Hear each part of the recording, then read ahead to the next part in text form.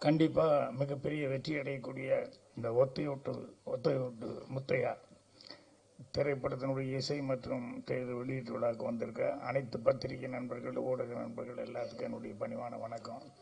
மற்றும் முன்னால் உட்காந்துருக்க பெரியவங்க, கீழே இங்கே மேலே உட்காந்துருக்க பெரியவங்க எல்லாத்துக்கும், அதே மாதிரி இந்த ஃபங்க்ஷனுக்காக நிக்கில் ரொம்ப சிரத்தி எடுத்துக்கிற நிறைய பேர் எல்லாத்துக்குமே என்னுடைய பணிவான வணக்கத்தை தெரிவிச்சுக்கிறேன். இதில் முதல்ல மியூசிக் அப்படிங்கும்போது சித்தார்த் அவர்கள் பாட்டு ரொம்ப நல்லா பண்ணியிருக்காரு.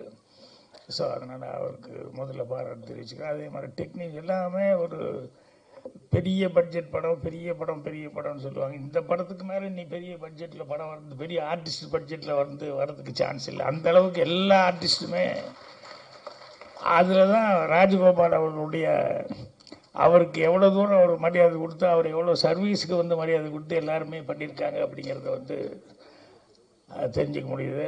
அவர் என்கிட்ட வந்ததுக்கு முயற்சி பண்ணேன்னு சொன்னார். எப்படியோ தெரியல, மிஸ் ஆயிடுச்சு.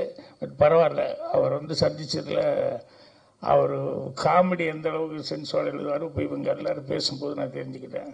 ஸோ அவருக்கும் மொத்த டீமுக்கும் அட்வான்ஸாக என்னுடைய வாழ்த்துக்களை வந்து தெரிவிச்சுக்கிறேன். ஏன்னா அந்த கடைசியில் உணர்ந்து விடும்போது எப்போ லைட் ஆஃப் பண்ணிடுவாங்களோ, எப்போ இது பண்ணிடுவாங்களோ அப்படின்னு சொல்லிட்டு அந்த ஒரு டென்ஷனே இருக்கும். இருந்தாலும் ராஜன் சார் என்னை பற்றி பேசும்போது நல்லா அவர் சொன்னார், கவனிச்சது போகிற அவர் இந்த பாவாடியை. ஆனால் கடைசியில் சொல்லும்போது பாக்யராஜ் சார்னு சொல்லிட்டு என்னை எழுதுக்கிட்டாரு பாருங்க. இது பல தடவை நான் கவனிச்சிருக்கேன். எல்லாரும் அந்த மேட்டருக்கு போவார், போயிட்டு கடைசியில் பாக்யராஜ்னு என்ன கொண்டுட்டு. ஸோ இந்த படத்தில் மணி அவர்களை பற்றி சொல்கிறதுக்கு மணியான ஒரே ஒரு விஷயம், நிறைய விஷயம் சொல்லலாம். இந்த யுகத்தில் சொல்லுவாங்க இல்லையா, இப்போ கலியுகத்தில் இருந்துட்டு இருக்கோம், இதுக்கு முன்னால் 3 யுகம் அப்படின்னு சொல்லுவாங்க. இந்த கிரேதா யுகம், இந்த யுகம், ஒரு 3 யுகம் இருக்குன்னு சொல்லுவாங்க. என்னை பொறுத்த வரைக்கும் இந்த கலியுகத்துக்கு நடுவுலையே வந்து கவண்டமணி யுகம் அப்படின்னு சொல்லி ஒரு சினிமாவில், அந்த யுகத்தை யாருனாலையும் மறக்க முடியாது, தவிர்க்க முடியாது. அந்த அளவுக்கு மணி அவர்கள் ஒரு சினிமாவில் வந்து இவ்வளோ இது சாதித்தார். எனக்கு எல்லாமே அந்த 92 சீல் நான் உட்காந்துருக்கும்போது மணி மெல்ல வருவார், வந்துன்னு என்ன ஒரு லுக் கொடுப்பாரு, என்ன ராஜன் அப்படின்னு, வாங்க மணி அப்படின்னு உட்காந்து அப்படியே பார்ப்பார். அங்கே வந்து இந்த ஜோசியம் பலன் உங்கள் எதிர்காலம் அப்படின்னு சொல்லிட்டு புக்கு இருக்கு. உடனே மணி எடுத்துட்டு, ராஜன் எனக்கு கொஞ்சம் பாருங்களேன் அப்படின்னு. இது நான் வாங்கின புக்கு இல்லைங்க, கோபாலகிருஷ்ணன் ரூம்மேட் அவன் வாங்கின புக்கு. இருந்தாலும் உங்களுக்கு படி தெரியுமல்ல, பாருங்களேன், என் கையை பார்த்துக்கிட்டு இதை பார்த்துக்கிட்டு என்ன இருக்குது சொல்லுங்களேன் அப்படின்னு சொல்லுவோம். எனக்காக காமெடியாக இருக்கும். ஏன்னா நமக்கும் ஒன்றும் அதை பற்றி ஒரு பெரிய இன்ட்ரெஸ்ட் இல்லை. ஆனால் அவர் புஸ்தகம் இருக்குன்னு சொன்னோடனே காமிப்பார். அப்புறம் பார்த்துட்டு படிச்சுக்கிட்டு, இல்லை கண்டிப்பாக வந்துடுவீங்க மணி, என்னெல்லாம் வந்துடுவீங்க அப்படின்னு சொல்லிட்டு. ஏன்னா ஒரு மனுஷனுக்கு ஹோப் கொடுக்கறது ரொம்ப முக்கியம் இல்லையா, அதை வந்து சொல்லிட்டு இருப்பேன். அதே மாதிரி எங்கள் டைரக்டர் மிகப்பெரிய போராட்டம் பண்ணி அந்த ரயிலில் மணி தான் நடிக்கணும் அப்படிங்கிறதுக்கு எத்தனை நாளாக வந்து அது ஒரு பெரிய ஸ்ட்ரகிளிங் ஆகி, அப்புறம் நைட்டில் வந்து அவரும் டெய்லி கேட்டுக்கிட்டு இருப்பார். பாலகுருணன் நானும் எல்லாமே பயங்கர போராட்டம். அதுக்கப்புறம் நைட்டு 12:30 மணிக்கு எங்கள் டைரக்டர் ஓகே சொன்னதுக்கப்புறம் 12:30 மணிக்கு வந்து எல்டாம்ஸ் வாசலில் அந்த படிக்கட்டில் உட்காந்துருக்காரு மணி, வெயிட்டிங் எனக்காக. என்ன ராஜன் என்னாச்சு, வாங்க அப்படின்னு சொல்லிட்டு, என்ன சொல்லுங்க வாங்க சொல்கிறேன் வாங்கன்னு அப்படியே ஆலயமன் கோயிலுக்கு கூப்பிட்டு வந்து, அப்புறம் நானே கற்பூரமெல்லாம் வாங்கிட்டு வந்தேன். இதை முதல்ல கொளுத்தி சாமி கும்பிடுங்க மணி அப்படின்னு சொல்லிட்டு ஓகே ஆயிடுச்சு அப்படின்னு. ஆனால் அந்நேரத்து கோயிலெல்லாம் பூட்டி தான் இருக்குது. இருந்தாலும் அது கற்பூரத்தை கொளுத்தி இது பெரிய லைஃபுக்கு ஒரு பெரிய இதாக இருக்கும் அப்படிங்கிற மாதிரி சொல்லி கும்பிடுங்க அப்படின்னு சொல்லிச்சேன். இதெல்லாம் இன்னும் அப்படியே மைண்ட் நின்றுருக்கு. அதே மாதிரி சுதாவுக்கு ஒரு டைலாக் எழுதினேன். ஏன்னா ஃபஸ்ட்டு ஹீரோவை நடிக்கிறான் ரயிலில்.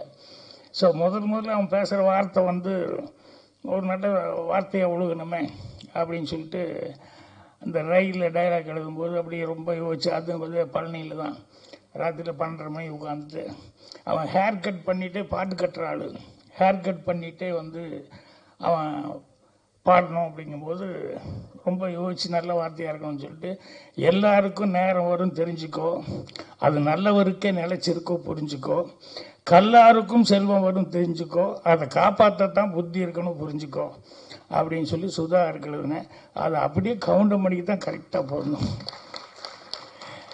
நல்லவராகவும் இருந்திருக்காரு, வல்லவராகவும் இருந்திருக்காரு. அதே மாதிரி கிடைச்ச ஒரு சந்தர்ப்பத்தை எப்படி காப்பாற்றிக்கணும் அப்படிங்கிறதுக்கு பாருங்க, அதில் பயங்கர கண்ணு கருத்துமாக இருப்பார். நான் இப்போ கூட சொக்கத்தங்க டைமில் கூட ஷூட்டிங்கில் பார்த்தா இந்த செந்தில் இருக்கானே, செந்தில் வந்து அவனுக்கு நம்பியாரன் கூட நடிக்க ஒரு சான்ஸ் கிடைச்சோடனே டெய்லி ஒரு தடவை அழுதுருவான். ஷூட்டிங்கில் ஷாட்டுக்கு வாடான்னு சொல்லி கூப்பிட்டா உடனே அழுதுருவான். நான் நம்பியாரன் கூட எல்லாம் நடிப்பேன் அப்படின்னு சொல்லிட்டு. ஆனால் சொக்கத்தக்க ஷூட்டிங் எப்போ பார்த்தோம்னா டெய்லி ஒரு பெட்ஷீட்டு இல்லைன்னா பெரிய போர்வை, அது சீட்டு கட்டு, இது கரெக்டாக எடுத்துகிட்டு வந்துடுவான். வந்து இறங்கும் போதே ஸ்பாட்டில் அவனுக்கு ஒரு 3-4 பேர் வச்சுருப்பாங்க. எங்கே ஒரு ஓரமாக என் கண்ணில் கேட்டுனா இந்த திட்டுவேன் அப்படின்னு சொல்லிட்டு எங்கே ஒரு ஓரமாக போய் வந்தோடனேயுமே அதில் உட்காந்துருவாங்க. நான் திட்டுவேன், என்னடா இப்படி பண்ணுறேன்னு, பழக்கமாகி போச்சுன்னு என்னென்ன பண்ணுறது அப்படிமா. ஆனால் கவுண்டமணி வந்து உட்கார்ந்ததுலேருந்து இன்றைக்கி என்ன சீனு, என்ன டைலாக்கு அப்படின்ட்டு, எப்பா அவர் எழுதுறது பழக்கம் இல்லை, இருந்தாலும் கேட்டுருங்கப்பா, கொஞ்சம் முதல்ல இருந்தால் நானும் கொஞ்சம் அசை போட்டுருந்தா கரெக்டாக இருக்குமில்ல அப்படின்னு. எனக்கு ஒரு பெரிய கெட்ட பழக்கம் என்னென்னா அந்த நேரத்தில் தான் சொல்லுவேன் ஷார்ட்டை வச்சுட்டு. இது சிவாச்சாரிகிட்டே நான் அனுபவப்பட்டு திட்டு வாங்கியிருக்கேன். கவுண்டமணி சொல்லி சரி விடு, அவர்கிட்ட டைலாக் வராது, அந்த நேரத்தில் சொல்லும்போது பண்ணிக்கலாம் அப்படிமா. ஸோ அந்த கிடைக்கிற நேரத்தில் கூட அந்த டைலாக் எவ்வளோ தூரம் இம்ப்ரூவைஸ் பண்ண முடியுமோ, எந்த அளவுக்கு அதை வந்து நம்மளால் அதில் ஏதாவது புதுசாக ஏதாவது செய்ய முடியுமா அப்படின்னு சொல்லிட்டு அவ்வளவு கடுமையாக வந்து உழைச்சிக்கிட்டு இருந்தார். ஸோ அதனால் இன்றைக்கி வரைக்கும் அந்த கவுண்டமணி யுகம் அப்படின்னு நான் சொல்கிறது காரணம் என்னென்னா, அவர் வந்து எல்லாம் லைட்ஸ் இருக்கிறதுன்னு சொல்லுவாங்க இல்லையா சினிமாவில், அந்த லைப்பு அப்படிங்கிறது வந்து அவருக்கு ஆரம்பத்துலேருந்து நாடகத்துலேருந்து சரி, அதுக்கப்புறம் நடிக்க வந்ததுலேருந்து சரி, இன்னைக்கு வரைக்கும் பார்த்தாலும் அதே ஒரு இதில் தான் இருந்துட்டுப்பாரு. அதே மாதிரி அந்த ஸ்பாட்டில் வர்றதுங்கிறது இருக்குமில்ல, அது மாதிரி இப்போ டைரக்டர் சொல்லிட்டு போய் உட்காந்தாரு என்னென்னா, இந்த படம் நல்லா ஓடணும் அப்படின்னு சொல்லி நீங்கள் தான் யாருன்னா ஒன்றுமே வேண்டியதில்லை, எல்லாத்துக்கும் டிக்கெட் எடுத்து கொடுத்து டெய்லி பார்க்க சொன்னால் நல்லா ஓடும் அப்படின்னு சொல்லி கவுண்டமணி அதுக்கு ஒரு கமெண்ட் அடிச்சுட்டு இருக்காரு. ஸோ அந்த அளவுக்கு அவர் கவுண்டமணி அவர்கள் நாங்கள் எல்லாம் ஒரே ரூமில் இருந்தோம் அப்படிங்கிறது, இன்னும் சினிமாவில் இருந்துருக்கோம் அப்படிங்கிறது ரொம்ப ரொம்ப சந்தோஷமாக இருக்குது. அதனால் கண்டிப்பாக அவருடைய மரியாதைக்கு, அவருடைய சர்வீஸ்க்கு அவர் மேலே இன்னும் ஜனங்கிட்ட அந்த இது இருக்குது. அதனால் அதுக்காகவே இந்த படம் சிறப்பாக ஓடும். அப்புறம் இந்த படத்தில் ரவிராஜா ப்ரொடியூசர் வர முடியாமல் போயிடுச்சு. ஆனால் இணை தயாரிப்பாளர் லட்சுமி ராஜன் வந்திருக்காரு, நல்ல சிறந்த மனிதர். அவங்க வந்து கடுமையாக ஒத்துழைப்பு கொடுத்துருக்காங்க இந்த படத்துக்கு. இது எல்லாத்தையும் தாண்டி இந்த படம் இன்னும் கதிரேசனும் ரஞ்சித் அவர்கள் இந்த மாதிரி இவங்க எல்லாமே வந்து படம் வெளியே வரணும் அப்படிங்கிறதுக்கு எல்லாருமே இது பண்ணியிருக்காங்க. இதுக்கு எல்லாமே ஒரு சின்ன ஒரு என்ன சொல்லுவாங்க, அச்சாணின்னு சொல்லுவாங்களே சின்னதாக, அது மாதிரி புவனேஷ் இவன் தான் கடைசி நேரத்தில் இந்த படம் வெளியே வர்றதுக்கு ரொம்ப கஷ்டப்பட்டு எல்லாம் பண்ணிக்கிட்டு இருந்தான். அந்த புவனேஷ் அவர்களுக்கு, வாயா நீ யாருன்னே தெரியாது, எப்பா ஒரு சால்வு கொடுப்பா, யங் ஏஜ்லேயே நிறைய டிகிரி வாங்கி நிறைய படிச்சிருக்காப்புல. ஆனால் எந்த இது எடுத்துக்கிட்டாலும் அது பிரதிபலன் பார்க்காம அதில் கடுமையாக உழைக்கக்கூடிய ஒரு ஆள். ஸோ இந்த படத்தை இப்போ எனக்கு தெரிஞ்சு இந்த ஒரு 3-4 மாதமாக ஃபுல்லாக இதை பற்றியே கான்சன்ட்ரேஷனாக இருந்து ரொம்ப இந்த படம் வெளியே வர்றதில் வந்து ரொம்ப முயற்சி எடுத்துக்கிட்டாப்புல. ஸோ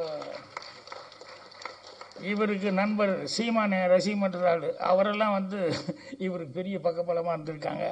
ஸோ இவ்வளவு பேரும் வந்து அதுதான் சார் கதிரேசன் செந்தில் அதான் படத்துக்காக யாரெல்லாம் வந்து இந்த படத்தை வெளியே கொண்டு வரதுக்காக இது பண்ணாங்களோ, ஒழிச்சவங்க எல்லாத்துக்கும் என்னுடைய மனமார்ந்த தெரிவிச்சுக்கிறேன். நான் சொன்ன மாதிரி இந்த படமே மீண்டும் ஒத்தையோட்டு முத்தையா அப்படிங்கிறது வந்து கவுண்டமணி அவர்களுடைய பிராண்டு. அதனால் மீண்டும் அடுத்தது கவுண்டமணி வச்சு மறுபடியும் படங்கள் தொடர்ந்து செய்யணும் அப்படிங்கிற அளவுக்கு எல்லாத்துக்கும் ஒரு உற்சாகத்தை கொடுக்கணும் அப்படின்னு சொல்லி அவருக்கும் அந்த படத்தினுடைய தயாரிப்பாளர்கள் மற்றும் டெக்னீஷியன்ஸ் எல்லாத்துக்குமே நிறைய ஆர்டிஸ்ட் ஒர்க் பண்ணியிருக்காங்க. ஒவ்வொருத்தர் பற்றி சொல்கிறதுனா ரொம்ப டைம் ஆகிட்டு இருக்கும். எல்லாத்துக்குமே என்னுடைய மனம் அந்த வாழ்த்துக்கள் அட்வான்ஸாக வந்து தெரிவிச்சுக்கிறேன். நன்றி, வணக்கம்.